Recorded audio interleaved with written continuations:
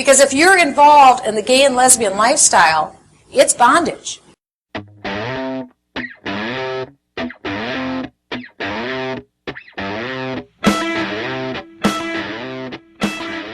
Hello and welcome to the Amateur Skeptics Podcast, podcast number 55. With me this evening, Kimberly. Hey everybody, I just put down, I'm reading two books right now. I've got The Hunger Games by Suzanne Collins, waiting for the movie this weekend, and Religion for Atheists by Elaine de Botton, which is a very interesting one so far. Very good. And Ian? Okay, hello. I am right now reading Gods of Mars, the second of the John Carter book. Very good. And Mac? I am in the middle of Robert Jordan's The Fires of Heaven, with 4 books behind me and too many more to go. And our very special guest tonight, Michael Clifton, Agent of Doubt. I'm reading my own autographed copy of No Snowflake in an Avalanche by Mikey Weinstein, the president of the Military Religious Freedom Foundation. I saw him on the 3rd. Oh, nice. And it's a great book. And of course, I'm your host, Brian. And I read this week. I read Sam Harris's Free Will. I ran out and got that. I just finished reading Attack of the Theocrats. And the author was just on Point of Inquiry. That was a really good book, actually. I would highly recommend that one. And 4th book of George R.R. Martin's series, Story of Fire and Ice. And I'm about to start Judas Unchained by, no, I can't remember his name. I think it's A Song of Fire and Ice, isn't it? A Song of Fire and Ice, yeah. But the one, it's the sequel to Pandora's Star, and I cannot remember the author. Okay. All right. Well, anyway, all right. Announcements. I'll tear through go some quick. announcements here. Okay, coming up this end of the week, on Friday, March 23rd, Tornado Alley with Sean Casey at the Denver Museum of Nature and Science. I believe that one's actually sold out, but should be a good one. I'm going to turn this one over to Ian for this weekend. Yeah, this weekend is the 2nd annual Anomaly Con at the Tivoli Aurora campus. The main reason I put this in here is last year they did ghost tours of Aurora campus, and they're going to do those again this year, Saturday and Sunday at 11. Also, Saturday evening, apparently there's going to be some UFO thing. My guess is they'll be done by Jason Cordova, who's an actual friend of mine, but I guess he does presentations like this, on showing evidence of UFOs and stuff like that. So it'll be the other side of the coin from our podcast, presenting their case. So it's a steampunk convention. It's fun. Lots of stuff going on, but there will be some, stuff that's to what we focus on. That sounds great. I'm going to try to stop by this year, so I'll look you up. Cool. All right, going on Sunday the 25th, Mile High Skeptics has, I don't know much about this, but a new little program they're doing in 2 parts on the myths of nutrition and fitness. So the first one will be on Sunday the 25th, and the part 2 will be on Sunday the April 1st.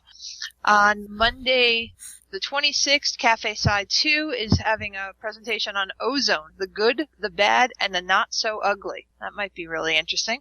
Wednesday the 28th, back at the Denver Museum, is 60 Minutes in Space. On Saturday the 31st, we have the IIG Colorado's monthly meeting. On the 2nd, the Mile High Skeptics are doing the Pseudoscience Fair with James Randi. And I'm going to let someone else talk about what's happening on the 4th. On April 4th, the Pikes Peak Skeptic Society will be going to UCCS to see Bill Nye the Science Guy down here in Colorado Springs. Are there still tickets available for that? Yes, there are. Oh, all right. I'll check into that for sure. The Mile High Skeptics are doing a road trip to Roswell. They're going to be going to the Trinity site for Easter, which is kind of fun. They're starting their road trip on Thursday, April 5th, and check out the site. It's a lot of really interesting information. I wish I kind of had the time to go. I'm sure there'll be lots of fun stories out of that. And just to wrap it up, on Sunday, April 8th, Humanist of Colorado have their monthly meeting. On Thursday, the 12th, the museum has a program called Yuri's Night, commemorating the launch of Yuri Gagarin. Thank you. The Soviet cosmonaut, right? Flight. Exactly. That historic flight. That might be really great. And then coming up in May, on Saturday the 5th, is going to be Skepticamp Colorado. And those are always great. We'll probably be talking more about that soon. Yeah, and actually, And a that's your little quick thing about Skeptic Camp. We focus on the stuff going on in Colorado. There's Skeptic Camps going on all around. It's international now, isn't it? Yeah, it sure is. It is. It And got we- started here in Colorado by our friend Reed. Yep. But yeah, they're doing them all over. It's great. So if you're interested in doing a Skeptic Camp and you don't live in Colorado, look it up. Put Skeptic Camp, whatever city, state you live in, see what's going on, be active, hunt them down. You know, I know we have listeners outside of Colorado, so I want to make sure I'm mentioning that, because Skeptic Camps are fun. They're great. They're free. You go, you meet the other skeptics in the area, and if there's not one in your area, figure out how to start one. That's how it works. Exactly. You just, so, I will probably bring that up every podcast until Skeptic Camp, is encouraging people to go out and be part of it. It's worth doing. And great point. Yeah, start one up yourself. It's real easy. We've got a group putting this one together. We've just met a couple of times on the phone. And I've been on the boards of them before, and they're easy to set up. You get lots of really great experience, and yeah, start it up, make a new tradition out of it. I think this is the 5th or 6th one in Colorado. So Yeah. So we should talk quickly. Kimberly and I went to the Metaphysical Fair this weekend. sure did. And hopefully we'll be doing a special on that, just talking about our experience and maybe some ways that we'll do things differently next time we go. You know, we got a lot of information this time, and I don't know. I had a lot of arguments this time, people. You did have to do that, and that's okay. Well, you know, I had my wingman. You know, I had Stuart with me, and so, you know, whenever they would say something that sounded sciencey but wrong, he would get them. The rest of the time, I would do all the questioning. So we almost got kicked out. I think we got close. Causing trouble. Yeah, but so we'll talk more about that later. So our main thing this evening is we want to talk about marriage equality, and this has been coming up. Actually, Brian, I put in there that short thing. I won't make a reference. Well, to, this attaches to it, so that's kind of that's no, okay, to right? I just want to go over the fact that a couple podcasts ago we got some feedback of a listener who didn't agree with something we said, and he said he was going to stop listening to podcasts, and you know that's obviously his free will. But the thing is, if we make a mistake and you catch us on it. Tell us. We want you to. I think we've talked about this before, and I like to bring it up every so often, especially when, you know, a listener does point out to us. It was a disagreement over the use of separate but equal, and he heard Kimberly say that in the podcast, and he was upset that the rest of us didn't call her on it. And technically, I do believe she used it in the wrong reference, and that's fine. And catching us on it and saying, hey, listen, I caught your mistake, that's what we want you to do, because that's part of why we're doing the podcast. Yeah. And the way we have the conversations here, we're not going to catch us on everything. Even stuff that we might know could skip. You know, we're not perfect. And right. Brian's the one that I think used this phrase first, but we look at this stuff as teachable moments. When we make mistakes, when something's said wrong like that, the prime example is the McDonald's coffee one, which we got called on way back when, and a new listener called us on it, and then he listened to the next podcast where he saw that we had been called on it and caught ourselves and corrected us. It's like, oh, I'm glad you guys did that, and that's what we want. So please, if you catch us in a mistake, call us on it, but don't stop listening to the podcast because of it. That seems to me to be the wrong way to go about it. All right. And I'll just be a little defensive that not all things that you disagree with are mistakes. Well, and that's okay. and I actually, I mean, you can defend this, and I think that'll be fine. I'm not going to let you call me a separationist again, though. That was wrong of you. Yes. Shame on you. Well, if you're a separatist, I'm an abolitionist. It's okay to disagree. We enjoy disagreeing with each other. I don't mind disagreeing with listeners. Everyone's got opinions. That's awesome. So bring them up. Let's discuss them. Let's go further into them. And yeah, absolutely. We love the feedback. All right, let's move on. We're moving on. We're done. We're moving on. Okay. All right. At this point, what I've said is that my baseline is a strong civil union that provides them the protections and the legal rights that married couples have, and I think I think that's the right thing to do. Voted along with the vast majority of Alaskans who had the opportunity to vote to amend our Constitution, defining marriage as between one man and one woman. I wish on a federal level that that's where we would go, because I don't support gay marriage. I just believe in the unique status of marriage between man and woman. What I'm asking you is how do you justify your beliefs based on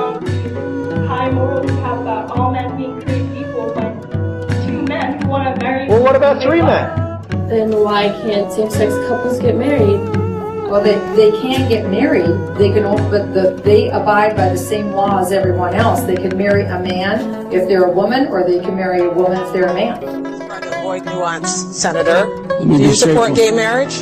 No, Barack Obama nor I support redefining from a civil side what constitutes marriage. Okay, so we're going to talk about marriage equality, and of course here we go again. We have 4 straight people and one gay person. All of us are very much, I think, in favor of this. Hopefully, we can try and make the con arguments as well as possible. For those of you who aren't listening to our podcast regularly, try and pick out who the gay one is. Okay. What a challenge that will be. All right. So, but I guess the first thing we need to establish here is why gays want to get married. And so I guess, I have to turn to Kimberly to address this. Oh, I'm outed already. I'm sorry. That's fine. No, that's fine. That's okay. Totally fine. I mean, am I wrong? Isn't that the best place to start here? I guess, and obviously I'm not speaking for all the gays out there. I'll just speak for my own gay ass. And I'm honestly not the best person to discuss why marriage is important, because I don't actually consider the institution of marriage, straight, gay, or whatever, all that important in modern society. And what I know I'll be kind of harping on here the entire time is, for me, it's an equal rights thing. Okay. I think everybody should have the right to do what they want. I think that doing, and I'm sorry to go straight back into what we were just discussing, but having a separate but equal, having a different term for the partnership between same-sex couples and opposite-sex couples is wrong. It's not equal. It's different. It's separate but equal, and it's no way to run something where everybody should be deserving of equal rights. I think not allowing it puts gay people into a second-class citizenship in this country, and I think that's really pervasive and insidious. But that seems like part of the reason to make sure there's a distinct factor, to make him second. One of the things I've talked to my dad about is one of the reasons that the conservatives want to, make sure there's stuff like, they can't get married, they want to create the stereotypes of the age and all that going with the homosexuality, is because that way it helps keep them from being justified, keeps them from being legitimate. If they can get married and stuff, they suddenly become much more legitimate. Well, and the longer you can keep that from happening, the longer you can make sure it's an evil thing. Let me see if I can make an even stronger argument as to why I think that this is important. And of course, and it comes back to equal rights. But there are a list of rights that you get from marriage that, and it may not be the only way to get all of these rights, but it's the primary way. Filing with taxes, filing jointly on taxes as a couple. And I guess family partnership under federal tax laws are different. So just because the state recognizes your marriage doesn't mean the federal government is. So you still don't get that right until the federal government accepts gay marriage. There's the state benefits. And I'm just going to read the headers here. I mean, I'm not going to go into the specifics. There's governmental benefits, employment benefits, medical benefits, death benefits, family benefits, housing benefits, consumer benefits, and it says other benefits and protections. So there is a lot of reasons that these couples should have these benefits. I mean, one of the things is that when your spouse is in the hospital, if they don't see you as, as being married and it's only immediate family, you're going to have a difficult time getting in there to see that person.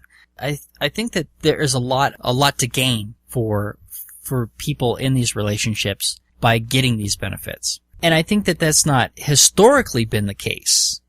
A marriage has changed a lot over the years. Well, if we can, before we get into the history of marriage, because I think it's a whole another topic, and we should certainly get back to it. Okay. A couple of things I just wanted to say real quick. First of all, somebody really schooled me on this, and so I will share that teachable moment. You probably want to avoid calling it gay marriage versus marriage equality, and just the reasoning being that a lot of times we're told that, gay people are looking for special rights. And that's really not the case here. We're looking for equal rights. And we're not looking to have our own definition of marriage or anything like that. We want basically to use the same one that is that accepted thing that has all those different benefits you were just talking about. So I had been using gay marriage all the time as my platform thing, and somebody really kind of gave me all the reasonings for why to call it marriage equality instead, and it really worked for me. So I just thought I'd share that. This little list that you have here is great as a real overview, but I've been told that there's somewhere on the order of 1,500 to 3,000 different laws that would need to be changed if you did want to do this separate but equal kind of thing of civil unions and marriage and separate them out. Either you'd have to go in and change all of those laws one by one, which doesn't sound like it's going to happen anytime fast. I mean, we see how how quickly our government works. And it's just another one of those problems that gets called in when people want to rephrase the discussion with different terminology. And you're absolutely right. There is ways of doing all of this stuff, without marriage. It's a very costly burden. Well, and it's jumping through hoops. 100%. Yeah, you won't get all of these rights. It's jumping through hoops that I think are unnecessary. And it also means, you go on there's all sorts of stories. People think, that some of these cases never happen, but they do. People die in hospitals while they're out of their hometown and encounter exactly this of, for, immediate family only. And because you're just a partner and not recognized, you're not allowed in the room. In my case, I've got all sorts of legal documents that say that my partner can come into the room and all. But if I'm on a trip somewhere, I'm not going to have that. And there's still that hoop jumping. Whereas if this was federally and recognized by state, if it was just a legal right, there wouldn't be any question. If someone's wife is in the hospital and you say, I'm the husband, nobody makes you pull out paperwork for that. Right. Because we all know what that means. And that's why it needs to mean the same thing for everybody. Yeah. So I'm fine with calling it same-sex marriage. In fact, I usually do. In fact. No, marriage equality. Marriage equality. Oh, not even same-sex. We want marriage equality. Right. Marriage the difference is that okay. we're not looking for special rights; it's for equal rights. All right. Yeah. No, it's a real subtle thing. Yeah. There's no beating up here or anything like that. It's just I have to watch myself. Okay. All right. So now I have a different perspective. Well, hold on. Yeah, go ahead, Michael. One benefit from actually fighting every little legal battle of every little law that has to change is that you gain sympathy for marriage equality. I live in Colorado Springs, the hotbed of bigotry. I live down the street from Focus on the Family, okay? And many of the people who attend the mega churches around Focus on the Family would never want to see a same-sex couple having the right to have a foster child in their home or the right to adopt. They would never want that. But there are some things that they would agree on, and we can nickel and dime them all the way up to the other issues, such as they might want someone to be able to make a contract where they can make decisions about end-of-life issues. They might be okay with that. And if we show them how they're wrong on every little thing other than these things that they will not budge on, these stubborn issues, then maybe we can show the human side of things through all of these legal battles that are just, they're crazy outside of same-sex couples wanting them. Like if it was a heterosexual couple, you would never think that couple would be denied some of these things. And putting a human face on it is the benefit of fighting every little thing along the way, because it's so hard to just use one big rubber stamp and say, okay, they can marry now. That scares the bejesus out of the mega church goers in my city. So I think there is a benefit to pulling the Band-Aid off slowly, as it were. Okay. So I think, go ahead. Going off the idea of benefits, I put a link to a page called procon.org, which shows both sides of the argument. One of the interesting things I saw in the con argument was talking about how much it would cost the federal government to give same-sex benefits. And my main thought there was, okay, what if all those couples were to marry the opposite sex? Would it cost any different? And so, to me, it was one of the most absurd things to try and say, oh, look how much it would cost if we would give same-sex benefits to them. And it's like, that's how much the benefits cost for a married couple. In the same article, they say later that, of course, they have the right to marry somebody of the opposite sex. Yeah, I like that one. That one's always fun. Yeah. I would like to know which one of these people would like to offer up their son to me, who I am never going to sleep with, for my opposite sex marriage. And I'm sure there's some would be very happy that, I have avoided my life of sin. I just think it's amazing. I'm wondering who's going to volunteer for this job. Who would like to marry me so that we're all in a heterosexual situation where there wouldn't be any sex or love going on. Yeah. Yes, my fundamental mother calls that being covered. I'm sorry, what was that, Michael? My fundamental mother, she calls that being covered. It's a disgusting thought. And the same people are against polygamy, whereas the old Mormon church used to have polygamy. But if you were to push that on someone, that they had to marry someone of the opposite sex, but then that they're going to have relationships elsewhere, it's going to create that sort of polygamy situation. Yeah. Yeah. I was going to say, just get together with a male gay couple and marry on up, Kim. Yeah, I mean it's called bearding and I mean, but what I'm saying is like if they kind of try to make this suggestion that if you just did it the right way, but then you have to realize that there's somebody else involved in it, and of course they wouldn't accept that. It's just such a silly kind of argument, It just, I don't know, that one I love. It's just so ridiculous. So really, I want to start with the first one that's on here. And it says the institution of marriage has traditionally been defined as a man and a woman. And Michael, this is why you're here. Okay.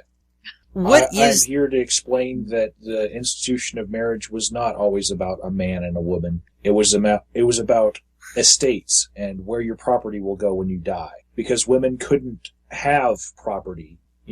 For the longest time in human history, women couldn't have property. So even if the man died, it wouldn't go to the woman. It would go to her sons. So it wasn't about a man and a woman. It was a contract about where your property would go. Right. And so that's an interesting point. When did marriage start then? Marriage as we know it? No, not even. I would say it's marriage as we see it right now. I'd say it started in a boom of marriages in the 1930s, where churches were pressuring couples to get married and create this image of marriage. I was going to say the 40s or the 50s. Yeah. I was going to say 1891. There's a specific date when the fundamentalist churches kind of made a decree, and I had an article about that which I could not refine, but it was back in 1891. It took a little while to take hold, though. What's that? It took a little while to take hold because a lot of it was peer pressure. Community peer pressure. Well, originally neither the government nor the church were really that involved in it. It was a much more personal thing. And, of course, they had to figure out a way to organize. My understanding is, several hundred years ago, you just said, hey, listen, we're a couple, and you're set. But what happened was the guys would take advantage of that, get what they wanted, come back. The woman would claim they're married. The guy would say, what's she talking about? I have no idea. And, so finally it's like, okay, we have to have some sort of setup where we can keep track of all this and make sure that, it's more of a contract than just two people agreeing. So that's, I forget where I heard that from. That was my understanding of when marriage started to be more of a thing. Okay, the government has to get involved, has to be there making sure that it, isn't being abused. The article I put in here, always a man and a woman, not true. It looks at marriage at several from different cultures historically, like the Egyptians. There's references in there that they might have had same-sex marriage. There's some evidence that the Catholics recognized same-sex marriage for the longest time, or at least a few of them here and there. Maybe not for a long time, but so even historically, the Catholics have recognized same-sex marriage. So it has not always been between a man and a woman. That is a fallacious argument that we have. And in fact, I mean, it's for most of human history, it's between a man and a woman and another woman and another woman, and then he might have another woman too, and concubines and slaves and all sorts of that kind of stuff. The Bible is not have a whole lot of examples from the Old Testament of one man, one woman marriages. In most cases, they were multiple marriages. I don't think there's any. Is that true? I don't know I- that. But from the can't Old think of Testament, any off the top of my head. in the Old Testament, I mean, you go back. I mean, I don't know. Noah. How many wives did Noah have? Maybe Noah didn't. But like, you look at Rebecca and Laban, and I mean, there was you were marrying handmaidens and stuff like that. It was about children, who gave you a child first. But I mean, there was no a male child. Right. That was the main focus, was you had to have a male child. If you had a female child, we'll spell it out. Yeah. So, but it really does go into more of a women's rights kind of thing. And when women were considered property, which has been the traditional ownership. We've talked about this on podcasts before, and I think it's, needs to be brought up again. Until I would argue almost until the industrial age, women were mainly in most societies, not every single one, not at all times, but very often seen as property. As Michael said, they couldn't own property themselves. They were, basically used for barter and trade and peace agreements and stuff like that, and married off, without regard for this romantic love of, one man, one woman, and, raising a nuclear family. The nuclear family itself is a brand new device. What would you call it? Not device. It's relatively new in the history of human beings. We didn't live just, the small mom, dad, and the 2.5 kids. That's very, very recent. And it's not even just recent, but very localized. And mostly families were far future than that. Yeah. Well, yeah, it didn't even exist as now. So marriage is already threatened with high divorce rates between 40 and 50%. Mm-hmm. How is not allowing gays to marry going to protect straights from divorcing? It won't. There's no logic to that argument at all. You don't think so? Yeah, all they ever say is it further weakens the institution, which is already apparently, as you say, having all these problems. I want to know how. I really would love to know. They say it will. If people are going to get divorced, they're going to get divorced. Whether they're a same-sex couple, whether an opposite-sex couple, or whatever, they're going to get divorced if they're going to get divorced. People change, and they change in different directions. And of course, the really funny bit is that when you start tracking this against the state, we can go across the entire world, but using the United States, the states that have marriage equality have the lowest divorce rates. Now, can you say causation there? Are the gays keeping the straights together? Probably not. But I think that kind of openness and education, because quite frankly there's an education correlation there as well. But something is going on. Massachusetts has been the lowest divorce rate, and it's the first one to back same-sex marriage. Yeah. Is that, you could say, is that a coincidence? Well, maybe, but how long has it had the lowest divorce rate? Was it prior to backing same-sex marriage? Or I don't was know it exactly since? how far it goes back, but I know it's been since they've legalized it. They've also got a high population of liberals.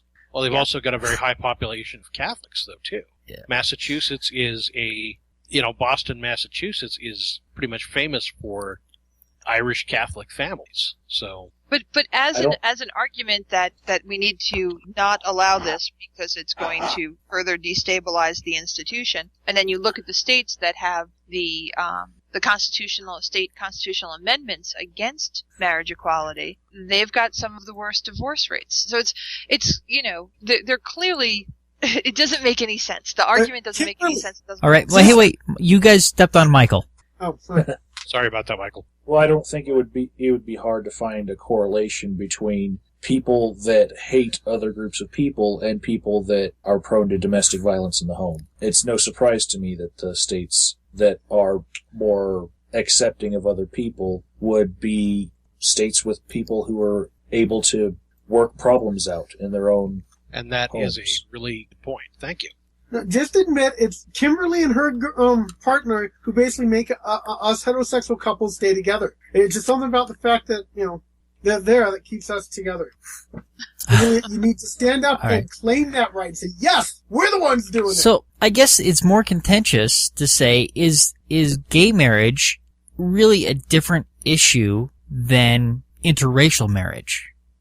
Well, I mean, I have a thought on this, and my thought on this from the beginning has been that keeping keeping same-sex couples away from marriage is a way of making them less than human, I think. To the right to form those bonds and form permanent bonds is one of the things that tends to make us human. And the issue with interracial marriages during the time period when that was illegal was that people of other races were considered less than human also. And so I think it's a form of dehumanization. Well, that's why it's said at the beginning. That's one of the reasons the conservatives want to keep it illegal, because that way it's naughty, it's wrong. You can't let it be legitimized, because once it becomes legitimized, they might actually start getting rights and start being accepted, and we can't have that. Kimberly? Yeah, gosh, you might start thinking you matter. Yeah, I do think that there's a lot of correlation between interracial marriage and same-sex marriage in a lot of different ways. Historically, and a lot of, I find really difficult to understand breaks with it. It is true that some states legalized interracial marriage early, and were not forced to by the federal government, but a lot of the states did, and that's what happened with the case law.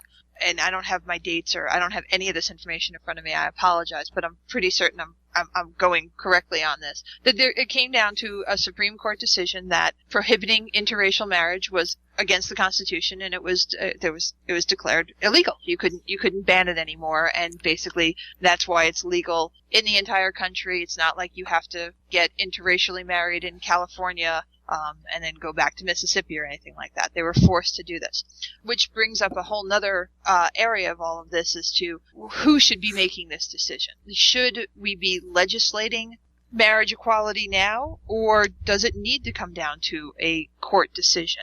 And we're in the very interesting thing right now that it's kind of going in both directions, or kind of fighting towards the same goal of legalizing it, making it illegal. I think that's what will eventually happen, is that these constitutional amendments that say that marriages between a man and a woman are going to be kind of summarily overturned at some point in the future. Hopefully not too far. To Michael's earlier point, while I get what he's saying with fighting each and every individual battle and trying to help the poor bigots to accept this slowly but surely, I think anyone who's listened to this knows I don't have a whole lot of respect for the bigots, and I really don't care how quickly or slowly they learn their lessons.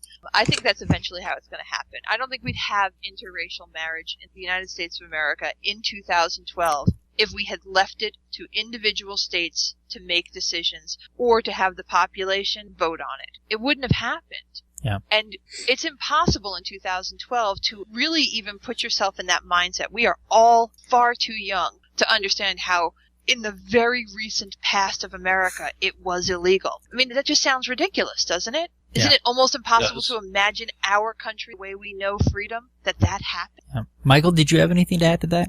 And it's also the case that people are abandoning the road of looking for a majority to vote on things, because when women didn't have the right to vote, it would have been all men voting on it anyway. And, even if the men did vote as a majority to give women the right to vote, the better way would have been to have the legislature just make it a law, not put it up to a majority vote of whether or not the people think it should happen. Here in Colorado, activists gave up the ballot initiative that they had tried almost 30 times before to remove the ban on gay marriages. And, they could have gotten the signatures. It's only like 86,000, and a lot of different laws that are proposed through ballot initiatives, they use a service to collect the signatures, and they can get the funding. That's not the problem. I think they want to do it the right way by sending a message through the legislature, or having a judge overturn the ban on gay marriage, rather than putting it up to a majority vote.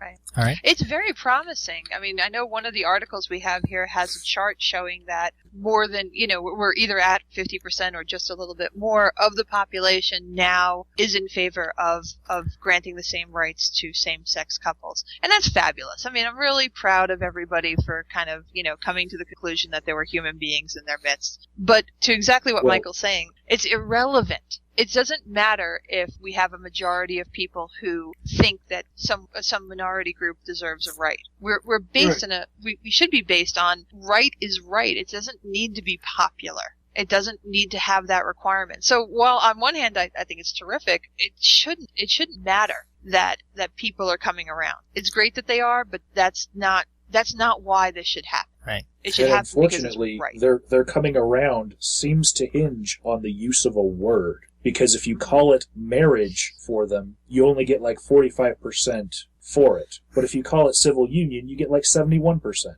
And that one word creates this second-class citizenship, you know, the separate but equal nature of what they're looking for. They want to, with that one word, with withholding the word marriage, they want to create this second-class, maybe it's not something that would apply legally, but especially socially, it would. It's saying you're not accepted like marriages are accepted. Well, so I think we should withhold the marriage. I think we should withhold the word marriage from everybody, though. I think we should take it away from everybody. I think we should have civil unions for everybody, and that's all that that's all that should be legal under the government. Forget marriage. Go, Kimberly. I apparently put my ire on the wrong person. No.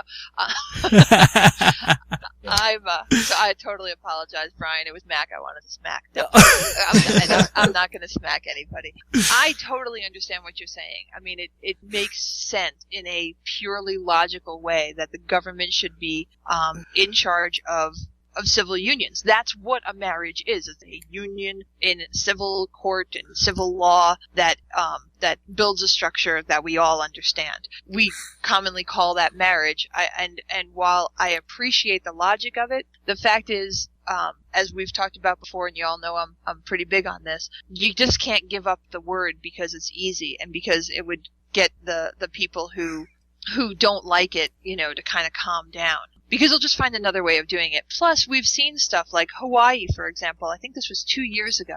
They kept saying, you know, it's the word marriage. We think marriage should be sacred, you know, but we're all for civil unions. So they got a bill up to vote. And again, I'm not for it, but they had a vote for the population to vote whether or not they were going to do civil unions. And they voted it down. They're a bunch of...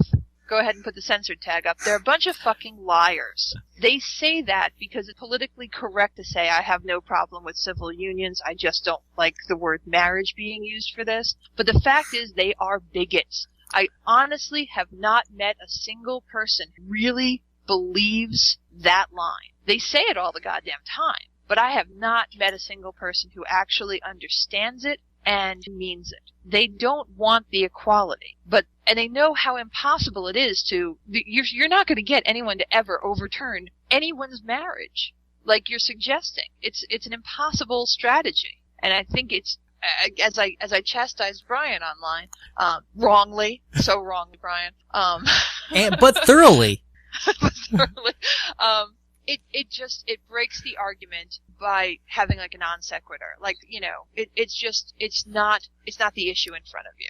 So while I get it logically, I just think it has to be scrapped. I don't know. Oh, go ahead, Michael. I'm sorry. When you do give marriage to everyone and keep using the word and use it blanketly for any kind of union between two people, churches will come up with another euphemism for what they saw marriage as before. They might go to holy matrimony, and they might ask people if they were married in holy matrimony, you know, and they still will have a way to show their uneasiness with other people's marriages. Sure, but to the same point that I was just making, let them go ahead and spend all the time redefining it. Let them get the entire world to declare their marriage null and void and their holy matrimony to be what they've got. Let them work, because it's futile, it's a waste of resources, and it's not going to happen. I agree with you. They might do it, you know, they may still look down on me. I have absolutely no dog in the race for getting churches to respect me, to accept me. I don't want to do my ceremonies there. I'm not asking them for any of that stuff. They can despise me tomorrow as much as they despise me today. I don't care. I just want the same rights because I'm a citizen of this country. Hate is as much of a right in this country as anything else, and they are free to hate me every day of the year. I'm not going to stop. Are you okay? What if we do say, okay, we're going to have this thing called civil unions. It has everything that marriage has. Now, socially, it's going to have a stigma, right? That it's a lesser marriage. Is that a start, or is it unacceptable? I'd say very unacceptable, okay. Because separate but equal worked so well for us in the past, didn't it? When things become socially stigmatized, people start putting up signs that say, only this type of person in this side and this type of person in this side. I don't know. It's a private establishment, so we can do that. It's not right. It's not right, but I think that separate but equal brought things to a head and made things change socially for the better by its wrongness. That's an interesting way of governing, though. There's probably lots of things you could do that way, but I don't think you'd be pleased with results. No, and now that I understand the issue better now, I am no longer like the idea of just giving people civil unions. I do think that we, at this point, have to call it marriage, but we have to take back the word marriage. Yeah. And again, it's one of those funny things where they, again, we let them use the language and they run roughshod over us, suggesting that, that somehow Christianity created marriage. Like, well, that's just plainly not true. Right. Have they been doing them? Sure. But the idea that they invented it is just so patently ridiculous. The idea that the union between a man and a woman is recognized by God is something that even heterosexual atheists will have to come across, being married by a judge rather than in a church. Well, I just performed I prefer a judge ceremony. any day. Yeah. A couple weeks ago, I actually performed a wedding ceremony. I like Brian and Mac here. I'm an ordained minister. Three of us are here, and the stories behind it all. But I actually did a wedding ceremony as a favor to friends, and I wrote up a little ceremony. And one of the things I decided to do, I have it on our website, but it's based off of Penn Jillette's 10 Commandments for Atheists, because I saw a lot of good stuff there that worked for it. But one of the things I wanted to do while doing it was I wanted to make sure I'm not the one making them a couple. All I'm doing is giving them a ceremony. They're the ones who are actually making the pledge to each other. They're the ones who are doing it. It has nothing to do with anyone else but the two of them. And that was one thing I emphasized throughout it, saying this is, the two of you, and this is what you guys have to work with as becoming a couple. There was nothing about God. There was nothing about, I now make you man and wife. I made sure to avoid that kind of stuff. Because to me, that marriage isn't about anything else but the couple. See, and I don't know. I think that you should be imbuing them with the right to marry, so that if they divorce, it's your failure, not theirs. Well, and there are some legal things there too. I just took a class like 2 weeks ago down in Orlando on being a celebrant with CFI, and I'm still kind of working out all the details of what I'm going to or not going to do with that. But anyway, you couldn't. If you said that, you would be basically breaking the law. You are not legally able to join them. I don't think anyway. There's ordained stuff that lets you do ceremonies, and then there's more legalese crap. And I don't want to get too much into all of that because I don't know all of it for Colorado. Actually, Colorado, I found out now that I'm thinking about it, actually has a thing where anybody can marry anybody. Can. You can marry yourself. Yes. Like you can perform your own ceremony, and it is legally binding. So I take that back. In Colorado, you can. In other places, it's a lot more complicated. Yeah. All right. So I want to go through a few more of their cons, some more of their vapid arguments. Mm-hmm. I've got some on this. I've got some stuff on this also. Okay.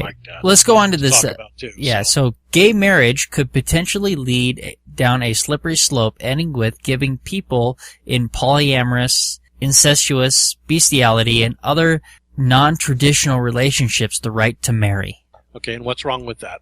Well, okay, I have issues with a couple of them. Equality? I have a couple with the not considered normal. What was that? Wait a moment. That are non-traditional relationships. Non-traditional. Okay, well, okay. It's so polyamory, I think we've already established, is kind of the norm. Yeah. Biblically. No arguments. Okay. Yeah. Incestuous. I got problems there. And just about every culture would agree with you. All right. Bestiality. You have now driven away from the idea of two consenting adults into a situation that is not being discussed here at all. We are not talking about anybody forming a partnership with anyone who is not a consenting adult. Okay. Polyamory is a little bit more complicated, and I can understand having restrictions on that just because of tax code stuff. I could understand saying, okay, you're going to have to basically sort this out in one way or another. But I mean, to maybe the overall point, I think it's fine to allow people to explore their lives and do what they want to do with it and stuff. I think the big problem here is consenting adults. And the idea of bringing bestiality into a talk like this, like suggesting that, well, if we're going to let the gays do it, we might as well let, man marry his horse. Are you really seriously thinking that a same-sex relationship is of the same quality as a person and their horse? I mean, or, no. People, the next one they'll do is people, what if people want to marry children? Again, we are talking about consenting adults in a situation. People marrying children, nobody's that's suggesting it. Well, yeah, that's biblical stuff. I mean, you used to marry children. We don't now. Historically speaking, you married when you were, for a woman, hey, if she's having her period, she's ready to be married. Not just historically. On the other side of this planet, geographically speaking, there are people who are not of age to consent and also have their marriages arranged and aren't exactly consenting because their marriages were arranged for them. And that's very traditional. Well, in this idea there are people who are considered to be of the age of consent in other places where we would consider them to be not remotely of the age of consent. So yeah, the idea that marrying is about love. And some of those places are in this country. Yeah. The idea that marrying is about love is a very new concept, actually. It's not what it was about. And I think we pretty much established that it was about protecting property and dowries and stuff like that. Yeah, and I mean, you could even go into the whole, Mormon polygamy thing. I mean, I know one of their arguments is they were protecting women. Again, they couldn't have property rights, so if you were a widow, you would want to be married off to somebody, and you wouldn't care if they had a partner already, because otherwise you lost everything just because your husband died. So, I mean, again, it's so much of it is property law and taxes and inheritance, stuff like that. But again, it's when people are talking about marriage in today's world, I think we are talking about, as you say, a brand new concept, historically, of this, choosing your mate based on who you're attracted to and who you want to build your life with. We're talking the romance novel marriage here. Right. Yeah. We're talking the ideal of romantic love. Yeah. I think most people, when they talk about marriage, again, this idea that it's been the same thing for 2,000 years, how could you change it now? It's not been the same thing for 2,000 years, but when we do say marriage in this country, we are all kind of talking about the same thing. We're talking about two adults who have chosen to spend their life together. I mean, again, you could find exceptions to it, but I think when we're having this discussion, wouldn't you say that's what most of us picture? So gay marriage... Two adults that got drunk in Las Vegas and made a mistake. So gay marriage is incompatible with beliefs, sacred texts, and traditions of many religious groups. The Catholics, Islam, United Methodists, Southern Baptists, yada, yada, yada. Then they shouldn't have gay marriage. Michael, go. Yeah, sometimes their beliefs don't match their own sacred texts. If you look at the acceptance of polygamy in America versus the literacy and biblical literacy in America, you'll see that when the Bible was used to teach literacy to people, more people were accepting of polygamy. And as settlers spread out west, the Mormons settled in Utah, and they had no problem with polygamy when the Bible was used to teach literacy. But as soon as a flood of new American books and novels were written, and there was all these other ways to learn how to read, and the Bible sort of just kind of collected dust on the shelf, all of a sudden polygamy falls out of favor. And it's easier to find bigotry against polygamy. And then all of a sudden, even their own majority-held state of Utah outlaws polygamy, Right. So sometimes their sacred texts, which would teach that polygamy has been okay for thousands of years, that it doesn't match their beliefs now of what their religion is. Ian? Well, the simplest thing to that is, okay, guess what? You guys don't have gay marriage. If you don't want to marry someone of your own sex, that's fine. We're not telling you have to. That's the whole thing. That argument's one of the worst because of that. It's so easy. No one's forcing you to marry someone of the same sex. That's not even on the table. So why is it an issue? Because, sacred text, wearing clothing of two fabrics, eating shellfish. There's so many things that are in the sacred text that certain religions can't follow that we don't have any problem with. I mean, we sell shrimp and lobster and crab in our stores. That's against the Jewish text. According to this logic, we can't do that. Yeah. Gay marriage will lead to more children being raised in... And I'm sorry, before we get off of that one, can I just yes, real you can. quick? I mean, I just want to say, as you look at these arguments, they all have this slippery slope language in them. Some explicitly say it's a slippery slope. Others have stuff like, expanding may lead churches to being forced to marry couples and children being taught. I mean, it's, again, this paranoia. It's right there in the language. Why this is not a good argument is because it's making connections that are not justified. Right. It seems like almost all of these have that kind of piece to it. So, all right. Logically they fail just in terms of logic, just based on their language, not even what they're saying. So this next one, though, is the one that I hear a lot as being one of the main reasons that we can't have, gays getting married. Gay marriage will lead to more children being raised in same-sex households, which are not optimal environments for raising children because children need both a mother and a father. Girls who are raised apart from fathers are reportedly at higher risk of early sexual activity and teen pregnancy. And I don't think that's necessarily justified. And it basically that right there says, and don't allow single family parents to raise their kids either.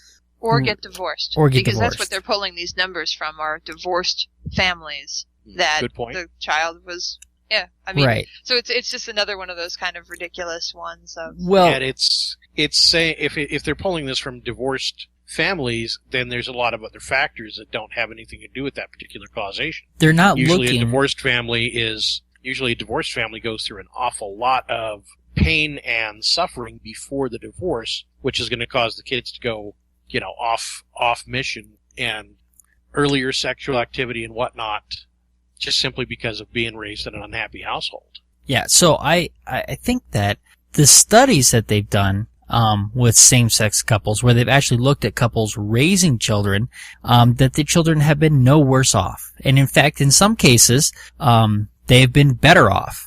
Right. So they're not... I think they've shown that two lesbians raising a child is actually apparently the highest outcome statistically. Right. And again, there's so much that goes into it. This particular one that you're talking about here talks about how observed that 25% of sampled young adults raised by lesbian mothers had engaged in a homoerotic relationship, compared to 0% of sampled young adults raised by heterosexual mothers. I've got anecdotal evidence that proves that 0% wrong.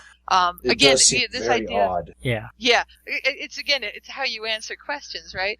The idea that, too, that they like to say is that, if you have gay parents, you're gonna be, you're gonna grow up to be gay. Well, we have lots of data that shows that that's not necessarily true, and considering we don't have any, historically same-sex marriage, where'd all these gay people come from? Straight households. My parents are straight. It's not the determining factor. Right. The only thing you can really strongly prove hereditarily, as far as the difference between what goes on with the parents and the children, is that sterility turns out to be hereditary. Because if your parents didn't have any children, you won't either. They do have some numbers that I haven't verified that say that girls raised in same-sex institutions are more likely to experiment with same-sex. Yeah, but it's not necessarily. You have to wonder, will they admit to it more often because they've been raised in a household where obviously this is not the worst thing you could admit to? Could it have something to do with it? What the hell is wrong with them experimenting? Nothing. There's nothing whatsoever wrong with experimenting. If, we all pretty much believe that, I think we all pretty much believe that homosexuality is a biological imperative rather than whether it's a choice or a biological imperative really doesn't matter. No, There's I nothing think wrong with experimenting and finding out who you are and what you want. Yeah. You may experiment And again, and you decide that you want an opposite sex relationship. You may experiment. You find that you want relationships with both same sex and opposite sex partners.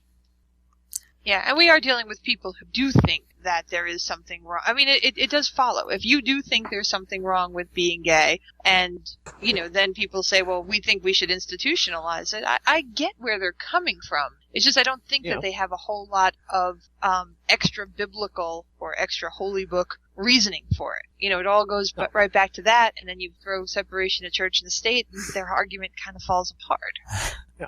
So they have to fall back on gay cooties. Did you guys look through the 12 reasons gays shouldn't be allowed to marry? I did. Yeah, that was actually pretty amusing. Yeah, but it sums things up pretty well. Heterosexuality or homosexuality isn't natural, much like eyeglasses, polyester, and birth control. Homosexual marriages are valid because they produce children. Infertile couples, old people, can't legally get married because the world clearly needs more children. Right. 7 billion is not enough. Right. Gay parents will raise gay children, since straight people only raise straight children.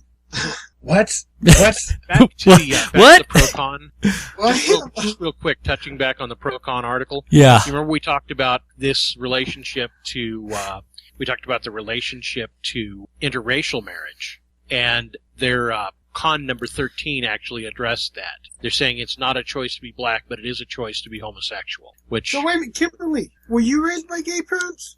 No, you missed that one. You missed that. No, my parents were in fact straight. Yeah. Oh. Surprisingly, yeah. Well, then how did you end up being gay? Oh, because I'm a rebel and I hate God. No, Oh. Oh, I'm trying to make the little baby Jesus cry. I don't know. Yeah, it's clearly, as we've talked about before, I think it is absolutely biologically conditioned. There's a lot of people who wish they didn't have the attractions that they had, but they do. But, I'm also a big supporter of the point that even if it were just a choice, and I don't think it is, it doesn't seem like it should be an invalid choice. No, I guess I want to touch on this a little bit, but Stacy, her situation might almost be more interesting. Oh, sure. I'm boring. Yeah, because she was married for a long time. She has several kids, and now she's with you. That sounds like a far more interesting story than I was always gay. I grew up that way. Yeah, no, it totally is, and I won't. I don't want to tell her story. It's no. to tell, but yeah, no. There's lots and lots of people who have that kind of story. Yeah, where they kind of realize it later, or they there's even terminology for it, and I'm skipping on what it is right now. But people who find that rather than being attracted to a specific gender or a set of genitals, are attracted to a person. And when it comes to them, they don't find that's, the deciding factor is who the person is. They might not be attracted to, if it's a woman, she may not be attracted to any other women, but just this one, and that's who she wants to be with, or a guy, who's attracted to this one guy, or, right. Or whatever. And I certainly don't want to, start saying that there are no such things as bisexuals. There's people who are physically attracted to both. Kimberly, I think you mentioned in the past that you're attracted to women and Nathan Fillion. Yes. Yeah, right. Nathan Fillion's on my switcheroo list. If he's listening, just give me a call. We can work something out. He's on mine too, so. That's right. Dude, okay, we're getting to a point where, we've gone quite a while here. What else do we need to hit on this topic? What else is important that we have missed? Well, it's probably not important, but the thing about the Life with Archie number 16 comic book started off as a $4 comic book, and about 2 weeks after that comic book flew off the shelves, it's now being sold for $50 a pop on eBay. The thing about that comic book is that it features a same-sex marriage between one of Archie's friends and his partner. Yeah, I haven't wanted to read an Archie comic book for at least 35 years, since I was 5. How about, but I'd pick that one up. How about this? Marriage is not a right. Society can choose to endorse certain types of sexual arrangements and give support in the form of benefits to these arrangements. And that is It's an interesting argument, but it's not a good argument because you're basically saying that you are choosing certain people to be second-class citizens and to lose certain benefits that you bestow because of their choices. It's essentially saying that you're criminalizing something because you don't like it. Right. It's nearly the same as criminalizing it. But then later they say marriage is a religious right, according to a July 31st, 2003 statement from Congress for the Doctrine of Faith and Appropriations by Pope John Paul II. Marriage was established by the Creator with his own natural, essential properties and purpose. No ideology can erase from the human spirit the certainty that marriage exists solely between a man and a woman. That is the Adam and Eve versus Adam and Steve argument. Guy. Yeah, and you Adam want to and take Eve all your versus sex Adam and advice Steve from the argument. celibate, don't you? Well, it's like getting advice about, oral sex from a little old lady who doesn't eat pork. Now you're cutting into Robin Williams. No, yeah, Dr. Ruth Westheimer. Yeah, but you're talking Robin Williams jokes. Yeah, I know. Well, it's stolen. It's a stolen joke. Sorry. Well, and again, it goes back to this idea that the churches want to believe that they invented this, which they didn't, and they want to forget that there's a separation of church and state, which they don't like. Yeah, what Pope John Paul says is great. And again, my whole family, I was raised Catholic. My whole family's Catholic. They believe anything that comes out of the man's mouth, they can. And I'm not going to do anything to stop them from doing it. I just don't think it needs to go into my laws. Kimberly, I do need to address something, though, you said earlier about making the baby Jesus cry. Yeah. He grew up. He grew up. He grew to the age of 33. Sorry. Oh, okay. I think that What's the one what's thing... that quote from the Talladega Nights? I just like that. Talladega Nights. You're not telling the whole story there, dude. What's Grew the up to the age of 33. We don't think he was married. He hung out with 12 guys all the time. Well, if you follow the Da Vinci Code, though, apparently one of the guys was actually Mary Magdalene. Uh-huh. Wait, so are we saying that transvestites happened even then? Yep. Well, Historical they all wore transvestite. dresses. All right. I think the one thing that we have established tonight is that the church didn't invent marriage and should not have any sort of stranglehold on it. Yep. I think absolutely. I think if they want each of us, each of the gays to sign a thing that says we will not insist in getting married in your church, we promise, swear, double pinky swear, and all that, we would do it because it's not about that. No one is for. I mean, again, we're talking about equal rights. We're talking about the right to make choices in your life, and I support their choices to be closed-minded bigots. And all I want is them to support my right to love who I choose. I mean, I think it's equal. I'm not trying to stop them from hating. They can hate. Straight marriage will be less meaningful if gays are allowed to marriage, since Britney Spears' 55-hour marriage, just for fun marriage, was so meaningful. I didn't the Kardashian marriage though? Didn't that? No. Actually... Oh no, a Kardashian is 72 days. Okay, you're right. Yeah, so I figured out how many Kardashians I've been married. You have legislators. I mean, Newt fucking Gingrich is telling me about sanctity of marriage on his third marriage. What was that, Michael? We cut you off again. Michael? Oh, yeah, Kardashian marriages are a little bit classier than Spears marriages. Yeah. Well, more syllables at least. All right. What? Here, I'll give you one thing to talk about that's kind of maybe not all part of the gay agenda. I do think it is very funny that the people who talk about slippery slope and the fact that popular entertainment and stuff has made stuff like marriage equality far more as we talked about before, it's showing a trend to being accepted. I do think it's really interesting. I do think that Hollywood and our entertainment and stuff does have a huge impact on it. I think we are seeing the results of shows like Will and Grace and, Modern Family having a prominent gay couple adopting children and stuff like that. I feel bad for them. Yeah. Oh, sorry, what's that? The Birdcage. The Birdcage. I mean, although that movie sucked really bad. It had funny moments, but oh, what an awful agenda movie.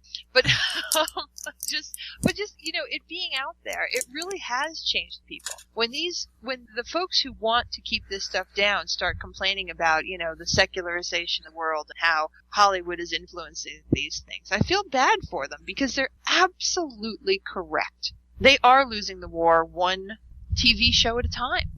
Captain Jack Harkness. Oh yeah, awesome Absolutely. character. Yeah, Torchwood. Yeah, but you're making the Captain Jack is not gay. Captain Jack will have a relationship with anything. Yeah, pansexual. Yeah. Yes. All right. No, there's a new, Pans, pots, anything. I will there's a say new that show. Ian, let Michael go. it seems that whatever group it is that they want to oppress, evangelicals will find a way to twist a verse into saying that that group of people can't have those rights. I just saw a billboard was torn down in Pennsylvania that said "Slaves obey your masters," because people were shocked at that. But they forget that just 100 years ago and 200 years ago, those sort of verses were actually used to put down rebellions. Those sort of verses were preached in churches to slaves to tell them, this is your place. And so whenever I hear someone like Gingrich using the authority of the Bible, because the Bible says that they shouldn't have these civil rights, I think, as an atheist, I'm just going to go walk over to my printer and pull out a blank piece of paper, which, it's about as close to a sacred text as I can get for, an atheist. And I'm going to look at it really hard, and I'll do some self-reflecting and just decide that I don't want to be a bigot. And so on the authority of, everything that being an atheist tells me, I think that we should have marriage equality and we should all stop being bigots. All right. So I think that, is there anything else we need to say on this? I think we've hit most of the points. I just love to throw the challenge out there.